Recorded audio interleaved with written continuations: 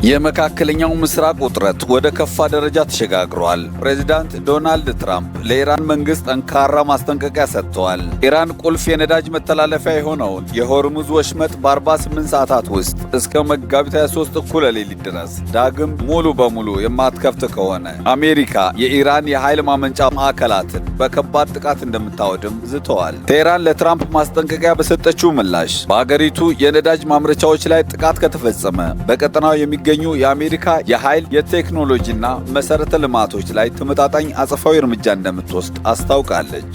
ኢራን በህንድ ውቅያኖስ የሚገኘውን የአሜሪካና የእንግሊዝ የጋራ ይዞታ በሆነው የጦር ሰፈር ላይ የ3800 ኪሎ ሜትር ርቀት ሚሳኤል ተኩሳለች። ጥቃቱ ቢከሽፍም ኢራን እንዲህ ያለ ረዥም ርቀት ተወንጫፊ ሚሳኤል ማሳየቷ እንግሊዝና አውሮፓውያን በእጅጉ አስቆጥቷል። የሩሲያው ፕሬዝዳንት ቭላዲሚር ፑቲን ለኢራን አዲስ ዓመት ባስተላለፉት መልእክት ሞስኮ የቴህራን ታማኝ ወዳጅ ሆና እንደምትቀጥል አረጋግጠዋል። ፑቲን አሜሪካና እስራኤል በኢራን ላይ የከፈቱት ጥቃትና የቴህራን መሪዎች ለመግደል የወሰዱትን እርምጃ በጽኑ አውግዘዋል።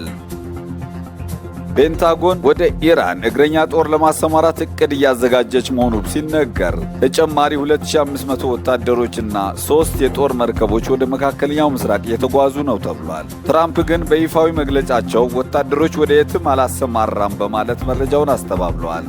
የትራምፕ አስተዳደር የኢራን የኒውክሌር ቁሶች በልዩ ኮማንዶ ለመቆጣጠር ወይም ለማስወገድ እያሰበ መሆኑ ተሰምቷል። ሆኖም ፕሬዝዳንት ትራምፕ እስካሁን የመጨረሻ ውሳኔ አላሳለፉም ተብሏል።